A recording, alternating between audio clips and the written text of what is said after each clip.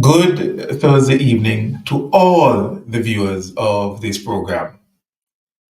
It's so good to be back and it's so good to have you tuned in to this edition of Late with Sehon Marshall for Thursday, the 31st of October, the last day of October of 2024. The program begins right now.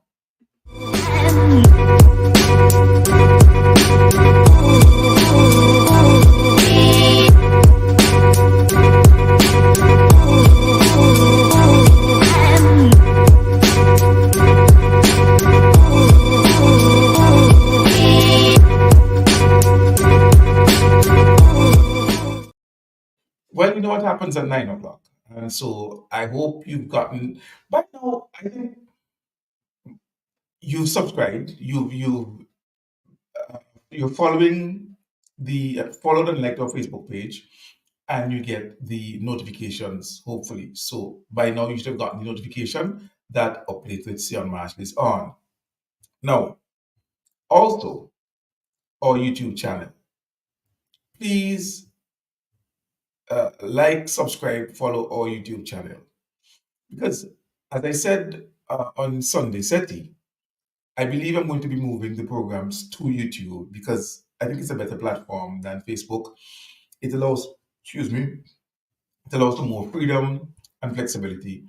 And so I believe I want to move the program to YouTube. I'll put the link on Facebook, yes, but I think I'll move the programs to that platform.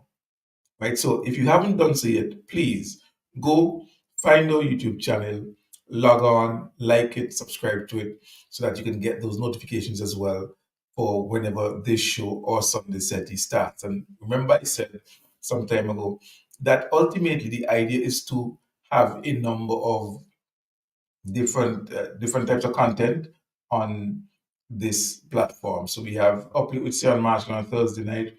We have Sunday Setting on Sunday, and different things may happen on different days of the week as more content ideas come up and more individuals.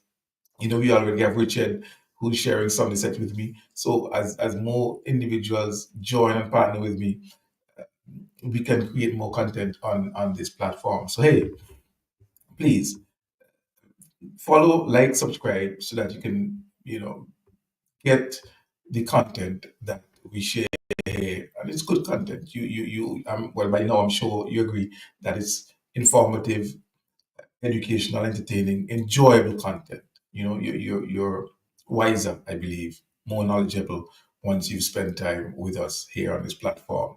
So thank you so much for joining. Let me go ahead and share that, as always, share my live. Oh, I was share ready. Who's there? Hey, Evan, Kojo, good night, brothers. Thank you so much for logging on. Right. Let's do that now. I'm sharing that. Share that. That. I'm just sharing. I'm just sharing. I'm just sharing. People who are there and yeah. Okay, so I shared it to a bunch of people. Kojo, there you go. All right. You there? Well, Coach is both on Facebook and on YouTube. Isn't that fantastic? Now, as I'm here, I am also watching that game between the West Indies and England, the first one in Antigua. Seems that Rain is going to win this one, but the West Indies didn't look too bad with the ball, and they're doing pretty decently with the bat. So, if the rain holds up and they're able to dry the pitch properly, you might be able to get some cricket.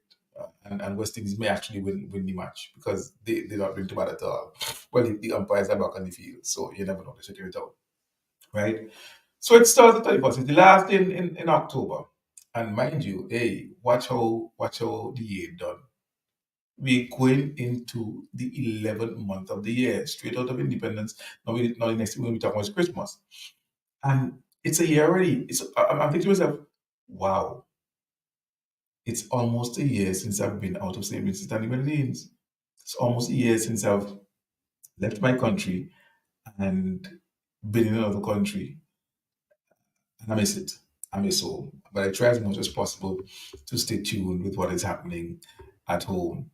Now, let me make this comment, and I don't know if anybody close to him is going to hear this, but back in the year 2000, I spent 1 year as a teacher at the Mustique Primary School. And during my year on Mustique, I got to know a gentleman who was affectionately referred to as Bubsin. Really nice man, very friendly, very warm. He made me feel welcome in Mustique and so on, always engaging and so forth.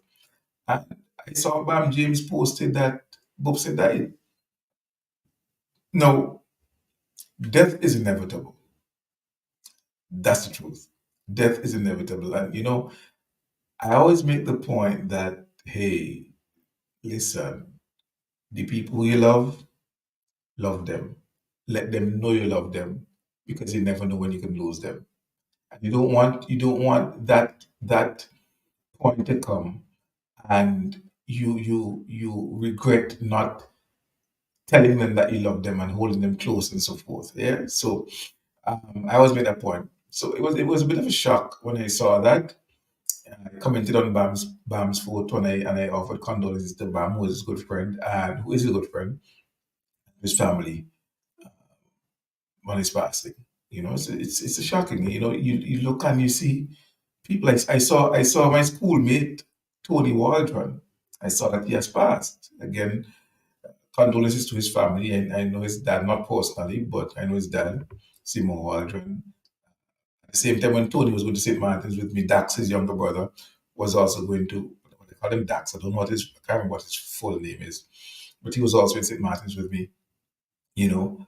Um, so really was it was quite, I mean, I got a sense since I've been here because a good friend of mine, well, my little brother Shelly, who's a nurse, did inform me that Tony was having some health challenges and so on. And as a matter of fact, we did pass some messages back and forth, me through Shelley to him and him through Shelley to me, from time to time. And to learn of his passing, it's really sad. Young man, as you would love to say, in the prime of his life, but he's gone. So condolences to his family as well. It's one of those inevitable, predictable yet unpredictable things. Predictable in the sense that you know it's going to come, you just don't know when, right? So it's not a matter of if it's going to come, it's a matter of when it's going to come, right? But the when is the problem. So I just wanted to start on that note, all right? And again, as always, I ask when you log on, please share the live so that others can join as well. We just had independence, the 45th anniversary of independence of St. Vincent and the Grenadines. 45 years of political independence. And what a spectacle it was. Let me congratulate all those individuals who were responsible for the night parade that took place. And it seems lots of things were happening. So on the Saturday, you had the groundbreaking for the modern medical complex in Annisvale. On the Sunday, you had the excuse me, you had the parade in Victoria Park, and you also had the night market that was put on by Invest SVG. So it appeared that you had a lot of activities happening. Plus, you had the motorsport weekend as well, that has become quite a fixture for independence. So things seem to have happened around the independence weekend. Um, But I want us to focus on that independence parade. It's a military parade. You have a military. You have um, uniformed organizations or whatever, and we have the security forces, police and coast guard and so forth. But we're not military. So that independence parade where you see the display, and there was a very large band. I think it sounded like there was band joined with Grenada and so forth. Grenada and the Cadets. It was a massive band, and the band song did good, and they did their thing on the park. I tried to watch it because you understand. It started at 6 o'clock your time, which was 11 o'clock my time, and I had spent the entire day at the library. I came, I was tired. I did something, said I didn't do the full 2 hours. And then I decided, okay, I'm gonna try and watch it. I felt so tired. I said, okay, so I'll watch it while I'm in bed. And I, as well, bless you, true sleep and wake. Because I got some of the marching and so forth. I got a good bit of PM speech and so forth. So I had to go and watch it over. Excuse me, you know. But I didn't get, if there's a call, because I was told there's a cultural package afterwards, I didn't get to watch all of that and so on. And on the Friday before that, you had the youth rally where a number of scholarships and so on were handed out. So we really celebrated in fine style. Now, what I want us to look at is discuss tonight is everybody, everybody without exception, listens to the address of the Prime Minister at Independence because we want to hear what goodies he has for us. Now, I am currently in the UK, and the new Labour government just had a budget. And there was it's a massive budget. We're talking billions of pounds. There's some tax increases, primarily for the rich, some small increases for the middle class. But they've increased the minimum wage to from £11 plus to £12 something per hour. You know, um, they say they're going to spend some money on the NHS, spend some money on repairing potholes. And I just hear and see people in St. Vincent talk about potholes and potholes. You know when a pothole is bad, when you're driving on the M5 or the M6 or the A44 or whatever it is, and a big pothole in there, and you're going at 60 miles per hour, and you drop in, and you know what that means? You're tired. You're in break. But anyhow, did Evan was just out? Oh no, okay. Just checking because I'm watching it, eh? I'm watching it. There's a 4 or 6. Hold on there. Cool. All right. So I'm following the cricket, so please excuse me. Right? So part of the budget is to spend a lot of money, 2.4 billion, I think it is, on roads, repairing roads, potholes, and that kind of thing. So they're doing their bit. In St. Vincent and the Grenadines, the government announced a number of. Oh, by the way, before I move on, the other thing that I think for me the most significant thing that was done here in the UK that would really affect working class people is the increase of the cap of bus fares.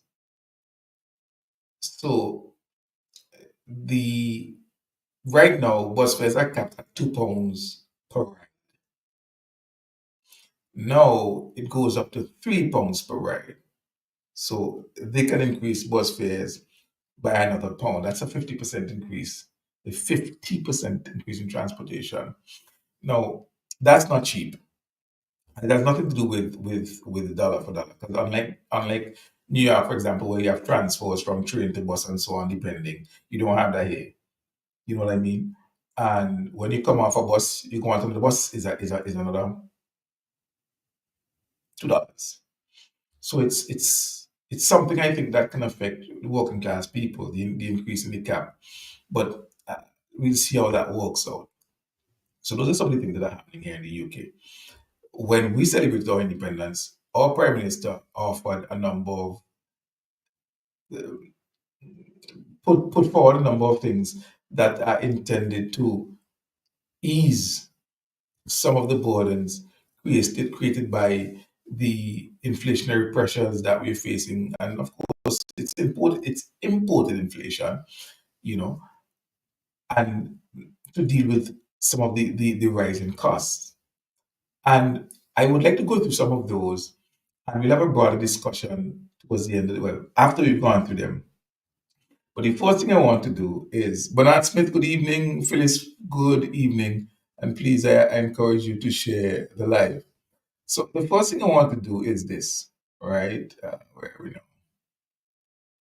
I thought it was four. Where's the fourth one? This is the first thing I want to do. I want to, let's see if I could do this now. Right. So the first thing I want to do is congratulate these individuals. This year, as is normal, or that has, or as has become normal over the last over quite some years now, the Prime Minister announced the appointment of ambassadors,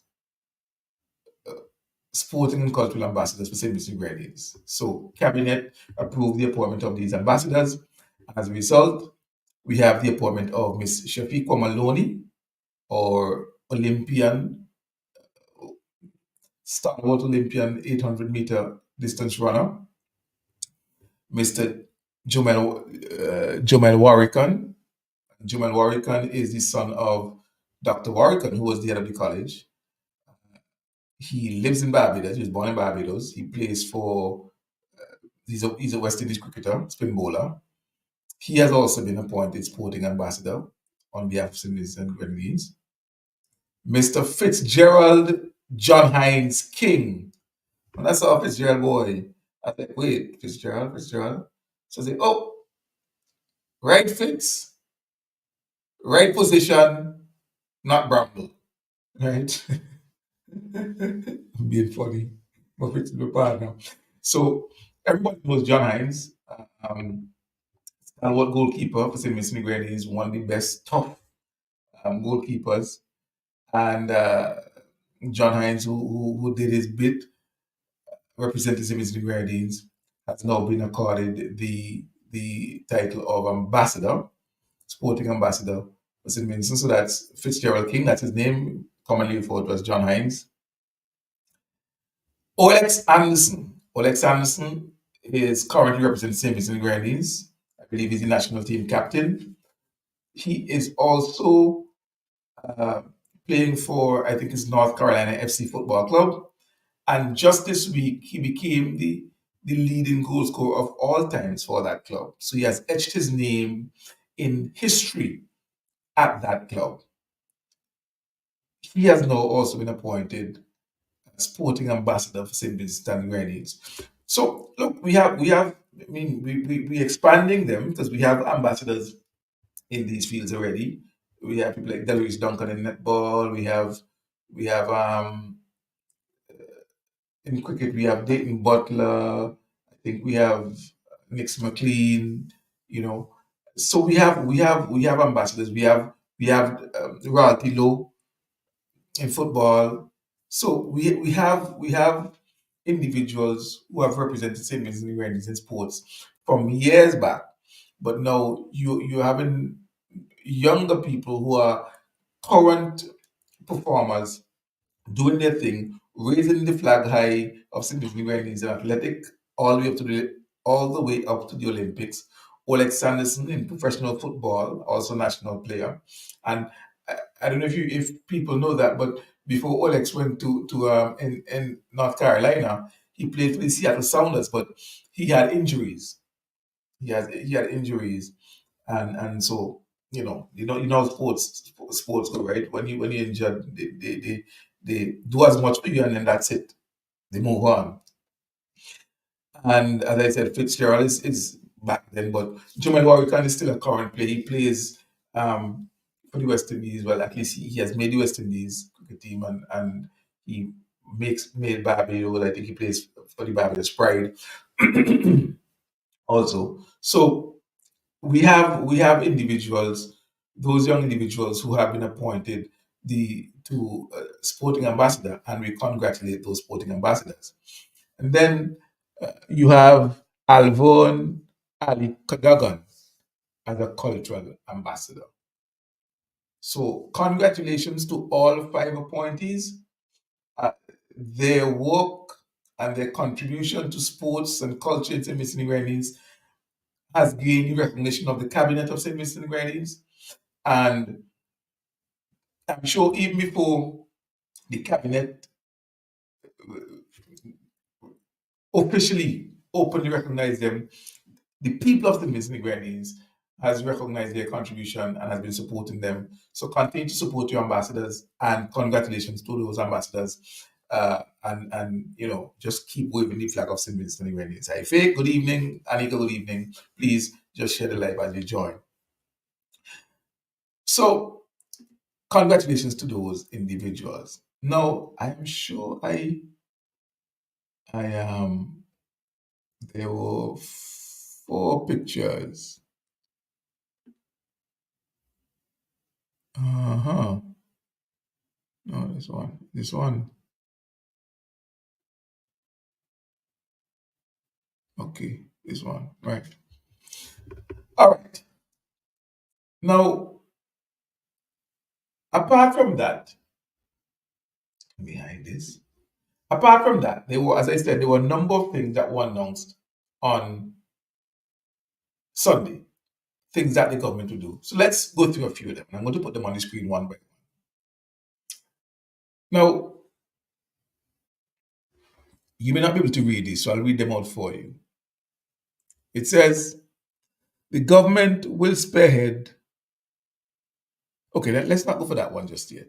Let's not go for that one just yet. I think I want to go for this one first. Yes, let's start with this one. By the way, for those of you who may or may not be following, Evan Lewis's score is now on 74. If you were watching, he had a blistering innings in Sri Lanka in the last ODI, where he made 100 not out, 100 I think 104 not out, and he was playing injured, and he really took the game away from Sri Lanka. And in this game, he's doing a fantastic job. He's just hit a 60, and he's now 80 not out. So it seems that Evan is looking for back-to-back hundreds. After spending 3 years away from ODI, he has come back with a bang. I know Darren Sammy telling me, but yes. So let's look at some of these things that the government is proposing. Has proposed, will do. A 5% additional tax-free salary for all nurses, nursing assistants, and nursing aides until December 2025. And that's going to cost the government $2 million. So there's going to be an additional 5% salary for nurses, nursing assistants for the next 2 months. For the next 2 months. Sorry, up until 2025. Sorry. So for all of next year, because this is 2024, all of next year, costing the government $2 million. That is happening. That is something that the government promised the nurses. And it's important to see how the government is rewarding the nurses and showing its appreciation, because you remember during the COVID pandemic, I mean the nurses really, really, really did their thing. Oh my, okay, Brandon King on. Once it's not even noise, that's all right. Because I want to make a century. So yes, the nurses really, really really did something fantastic for us. Really good job in going above and beyond the call of duty to work in pushing back against this COVID pandemic. And so you have the government continually recognizing those people in the medical field. Never mind others refer to them as morticians, because if you call the hospital a morgue, then automatically the nurses and doctors who work there are morticians, right? So never mind people who want their support and want their vote continuously refer to them as morticians.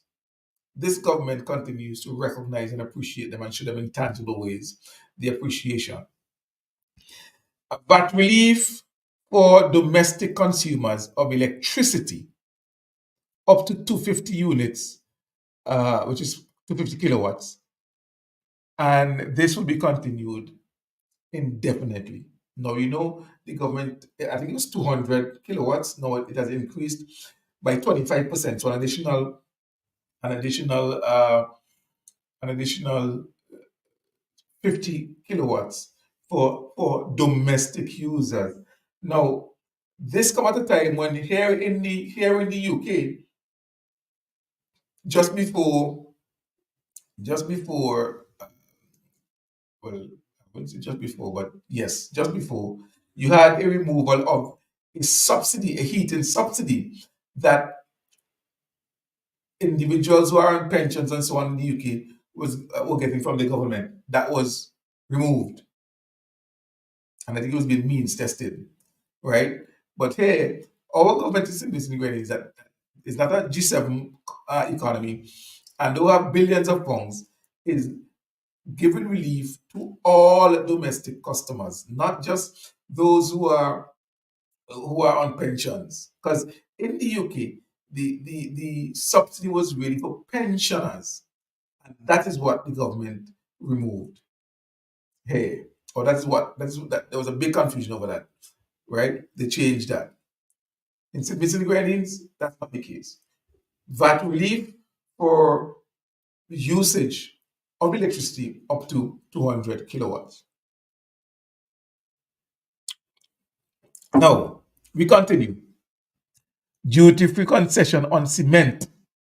And we know in St. Vincent and Grenadines there is a construction boom. This duty-free concession is extended indefinitely, and this is going to cost the government money because that's going to be loss of taxes. Yes.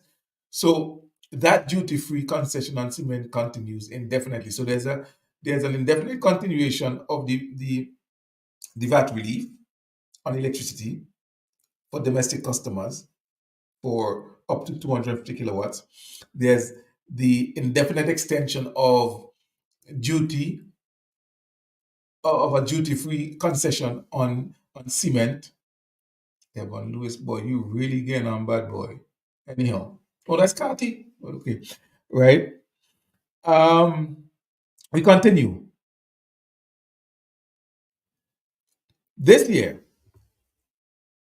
This year, the government of St. Vincent and the Grenadines awarded 104 national scholarships, national exhibitions, special awards, and bursaries for the university to be issued at a cost of $30 million. $30 million. 104. The I remember the days when it was only two or three. Now we are talking about 104, and it has increased drastically all the time. 60 something, 50 something, 70 something. Now 104. 104 students. Primarily, I am sure, of working class families are getting assistance with their university education from the government of St. Vincent and Grenadines to the tune of $30 million. $30 million.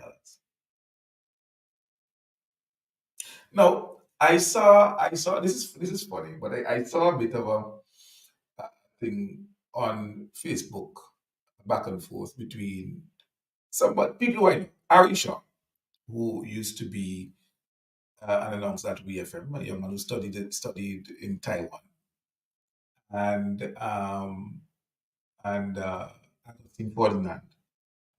And the truth is, the argument that Ari was trying to make was really a non-argument, and it was unfortunate to me that he sought to in his quest in his quest to appear non-partisan, made what I saw to be very partisan arguments. Now, mind you, the government of St. Vincent and Grenadines, the party in government in St. Vincent and Grenadines is a political party. We can't run from that. This political party does win power. But the thing about it is that, good night, Gemma. The thing about it is this. Augustine was making the point that Arisha got a scholarship courtesy the ULP.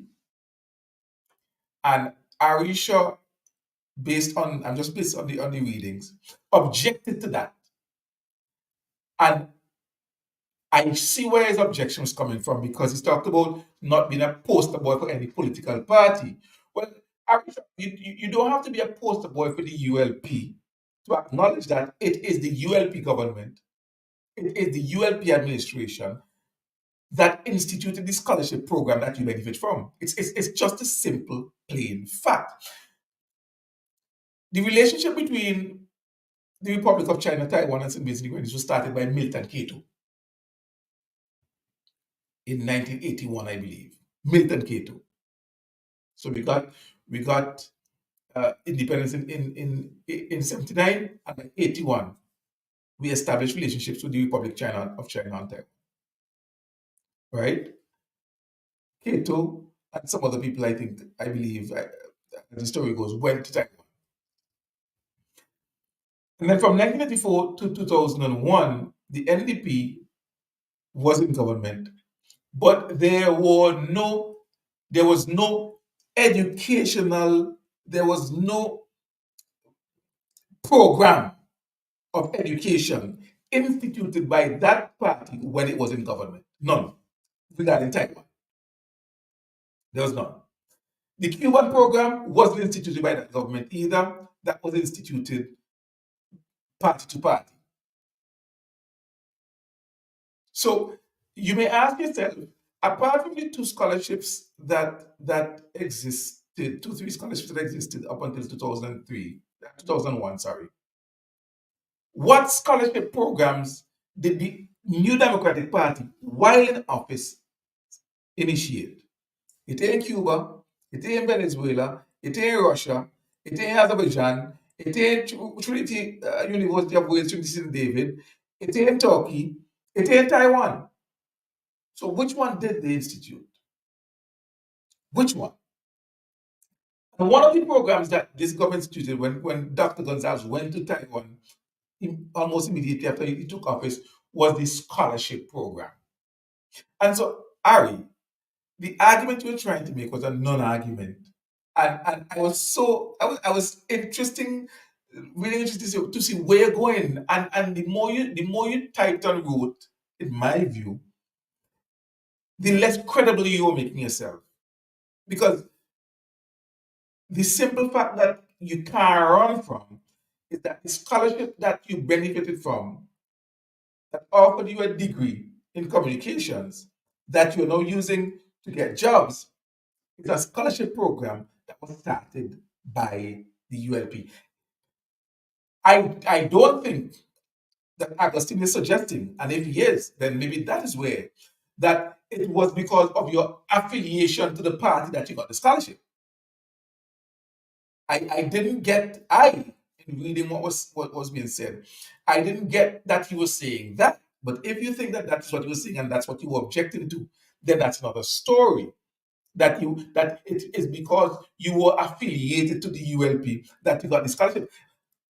And Agustin would be wrong to be suggesting that because there are hundreds of Vincentians who are not affiliated to the ULP, who are not affiliated to any party, who are affiliated to the NDP, but as Vincentians, they have access to these scholarships like everybody else. They have access to these scholarships. So if you are objecting to a portrayal that it's because you were affiliated to the ULP because you support the party or remember the party where you got the scholarship and you're objecting to that, then I can understand that. But if you're objecting simply to based on what I read, to him saying that you have benefited directly from a policy of the ULP, which is the Taiwan scholarship program, yes, it don't matter how much you spend it. It don't matter how much you spend it. So you have those programs still going on, but this year the government has increased. Last year, I think it was 63 scholarships. They almost doubled it. Now you have 104 scholarships, exhibition bursaries, and uh, tuition assistance, uh, exhibition and bursaries for university costing the government. over $30 million. Added to that, again, another significant jump. I think last year it was about 12, 1300. This year, you have a record 2,000 tuition scholarships being issued. Now, those tuition scholarships go up as much as 25,000 EC dollars. And that help people both at universities and colleges and so forth, UE, wherever. 2,000 of those. 2,000 of those. So you can then say, with all these scholarships, that because that's a partial scholarship too, that's a tuition scholarship, that's a partial scholarship. So full partial scholarships, we're looking at 2,000 plus 104 plus the Taiwan and all the others. You probably have about 2,200, 2,300 scholarships for the year, right? So 2,000 tuition scholarships issued. Next one. Government will pay student loans for December 2024. Hey boy, I have student loan now. I need to call Angie. Angie! Somebody call Angie again, please. Tell she I will call you tomorrow because my student loan at the BOSPG. Yeah, yeah. Woohoo!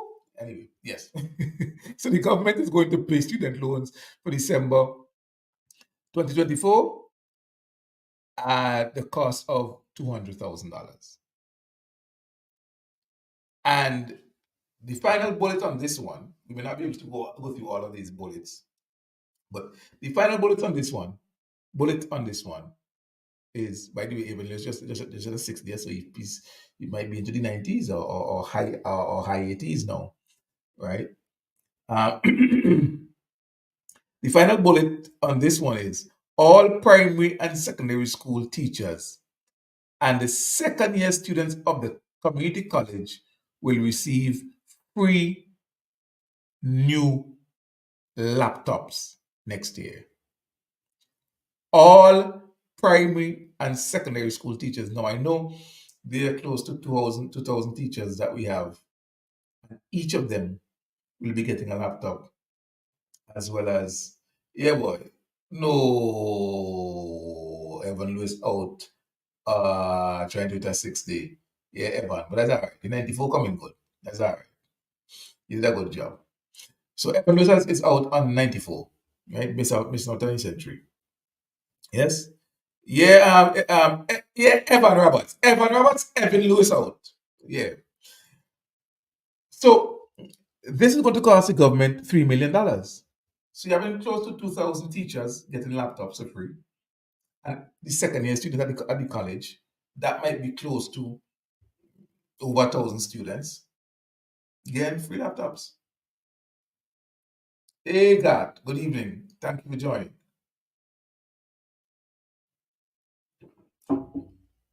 So let me move this graphic and talk to you a little bit. Let me move the graphic and talk to you because I think there's some important things that I want us to discuss. Important things I want us to discuss. And if you have any question, you can put it, but your comments are also very welcome. Now, mind you, let me just say this before I go on. Please go on YouTube, find the channel, like it, subscribe to it because I want to move the program. I want to put the program on the YouTube platform. I put a link on Facebook for you to click on and like, click on and follow. But I think I want to move the program to YouTube. YouTube is a better vibe than on Facebook, right? So please, Late with Sehon Marshall, just go to YouTube, find it, subscribe to it, like it, right? Now, I just outlined about 6 things that the government intends to do, says it will do. And I know we know once it's been announced that independence, it's pretty much a fait accompli, done. It will happen. It will happen.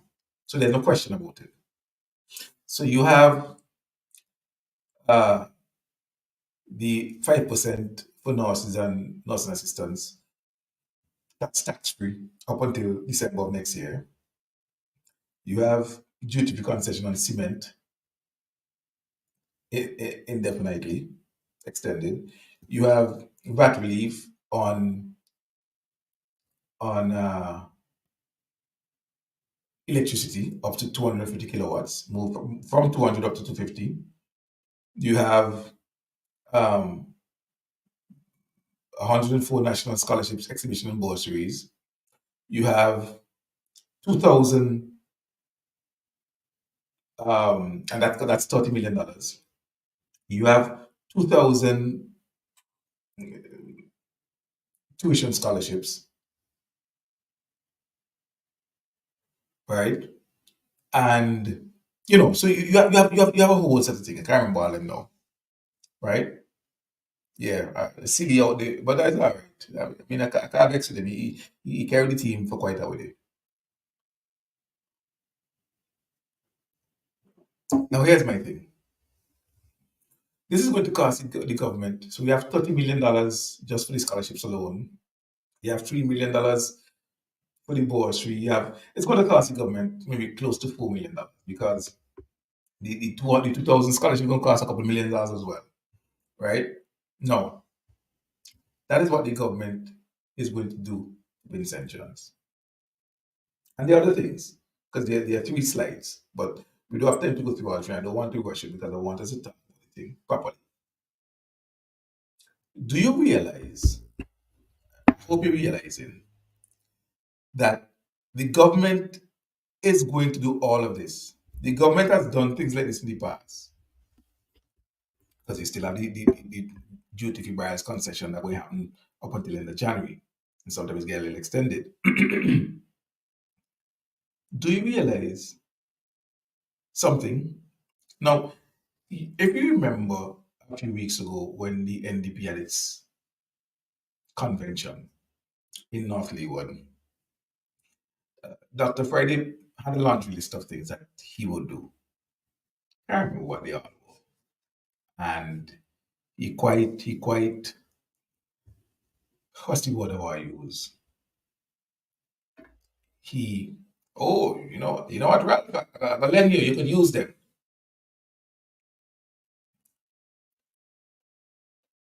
Saying things, putting them out there, and then saying, well, Ralph, I will let you use them.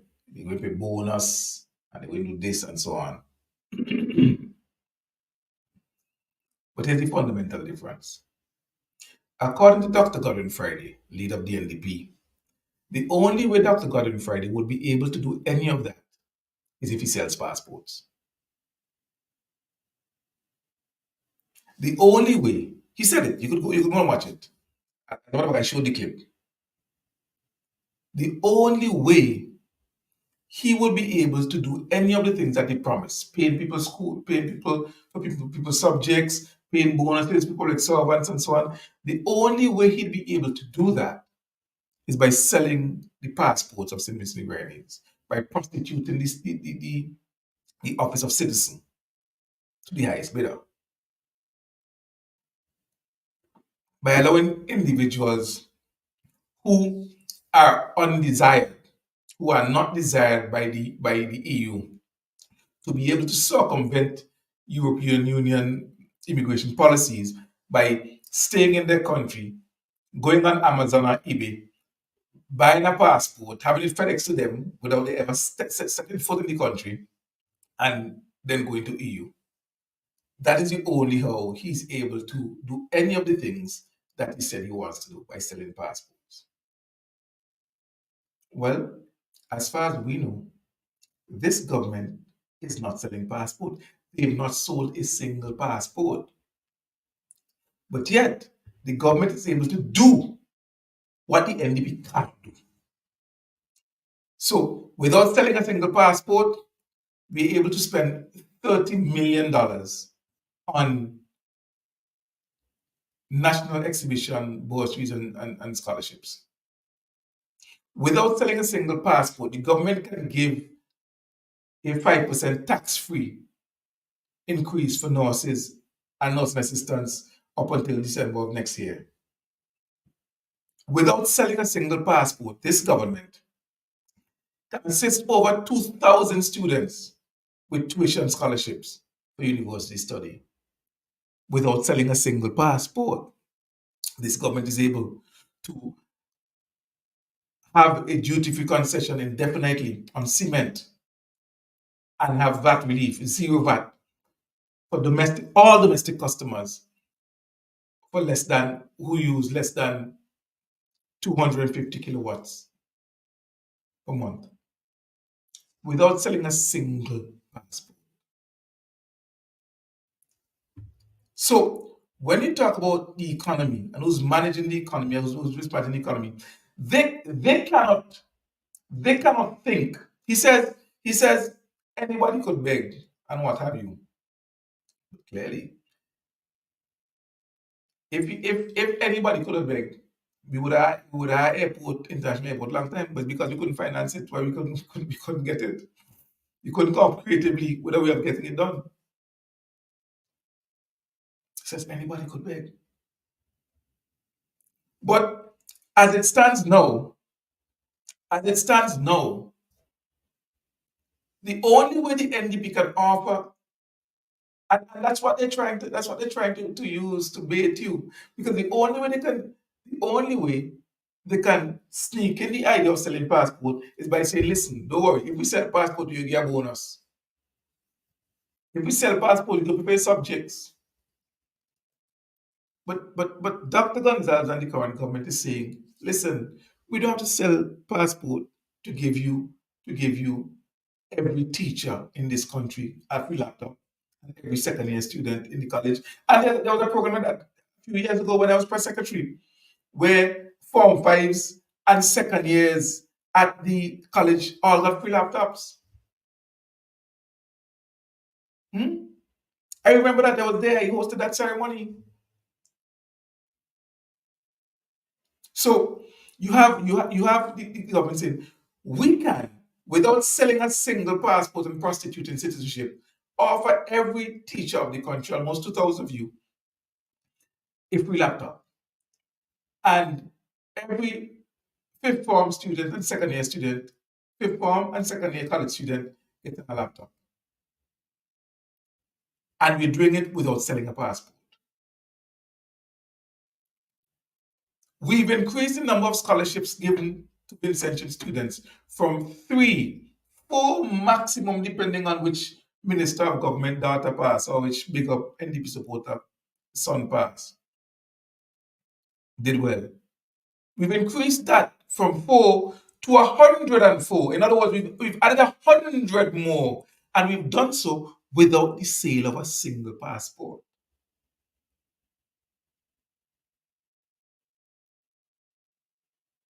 And that's costing us $30 million.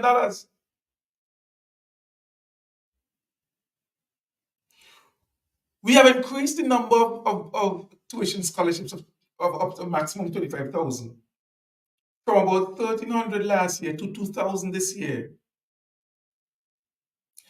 Look, do you realize that if on average, because some might be for the 25, some might be for 20, some might be 15. So let's say on average, it's 10,000. Let's say on average this scholarship is 10,000. Let me do a little maths, please. Because the maths do always maths, eh? So let me do a little maths there. So you have 2,000, which is 2 and 3 zeros, by an average of 10,000.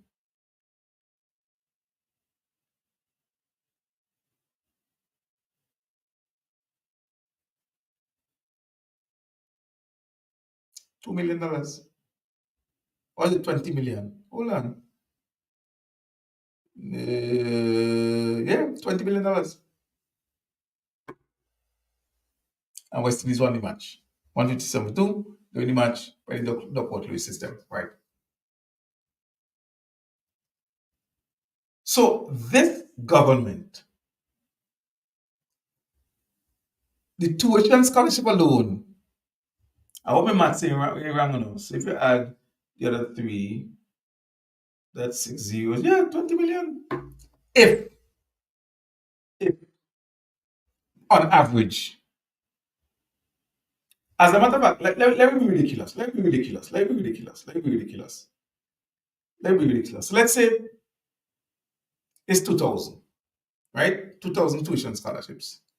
Let's say that the average scholarship is $1,000. $1,000.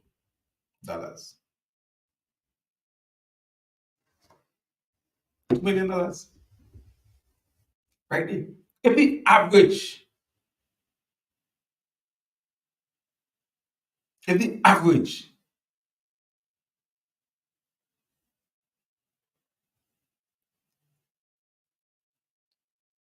and we're doing that without selling a single passport.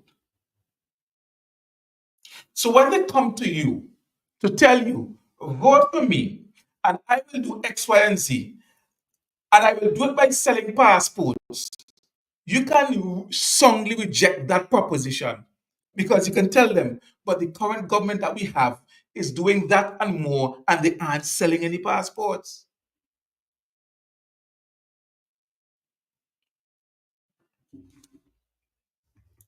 We celebrated 45 years of independence. And remember, I was discussing this on Sunday. Is that what we worked for? Is that what we worked to establish through the use of our tools of sovereignty and independence so we could sell the passport? I don't think so. I don't think so. So you pay attention, and I hope you did pay attention. And I'll say all the time, and I'll say all the time that sometimes the opposition don't give you enough credit. We like nice time, and sometimes we like trivia, and we listen what is getting me vexed and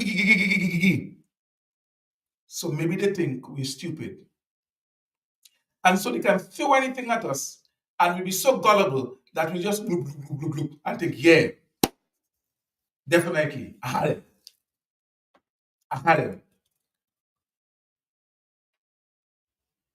But no, man, we're smarter than that. We're smarter than that. And we understand how this thing works. So, yeah, you can come with all of your beautiful plans of what you're going to do and what you will do. You're going to do this and you're going to do that and you're going to do whatever and you're going to give bonus and you're going to pay school fee and you're going to pay subjects and you're going and this is how you're going to finance it. You're going to sell passport. And the Vincentian citizen, the enlightened Vincentian citizen has to ask, hold on, wait. So you have to sell the passport to do that for us? But the government now is selling passport and they're doing that and more. They're doing so much more. While at the same time they're maintaining the development trajectory, infrastructure development, developing the different sectors of the economy. So I don't get why you think that we should prostitute ourselves in order to make to be able to get a 1 month bonus, a 1 month bonus that are going to spend at Christmas and done before the middle of January. But when the semester start in April, I broken and I can't pay Huey or I can't pay Aberystwyth or I can't pay Napier, I can't pay Monroe because you have no clue of what needs to be done to help me. Now it's okay. Keep the bonus. I mean, I would love to get the 1 month salary or the half-month salary bonus, but I'd rather get the $20,000 to pay for the year of University of London or to pay for the year at Southern Caribbean University or the University of the Southern Caribbean, formerly CUC, I rather that. It's okay. And currently, this government isn't selling any passport to do that.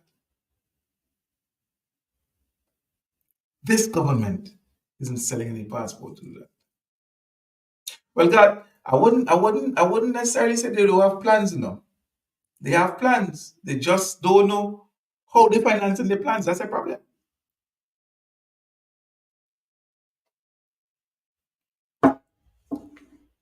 They putting forward plans to you, but you have to question and laugh because how you going to put forward plans to you but you can't finance it? And you only hope to financing it is through a program that has been widely regarded as a race to the bottom, selling your passports. That can't be a plan. That can't be a plan. So when you have a bad year, when the EU and the UK put visa restrictions and people start by passports, what then? Because it's unsustainable. It is sustainable. You have not articulated any plan about housing. You've not articulated any plan about scholarships. There's so many things you have not articulated on.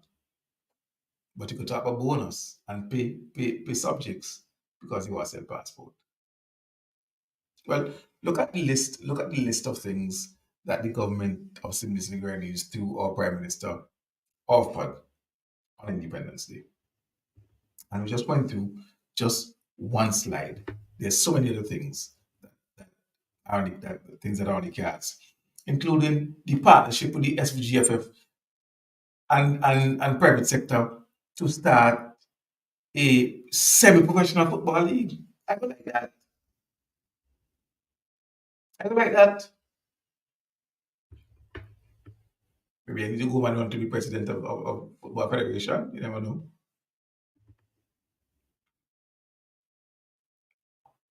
But yeah. So I think ultimately that's where I wanted us to focus on tonight. The idea that somehow you have a government that's often been sanctioned so much and has often been sanctioned these specific things as part of an independence package, something that we've become used to. And the government has done that without selling passports through its normal management of the economy and expansion of the economy and raising of funds, utilizing our resources on the one hand.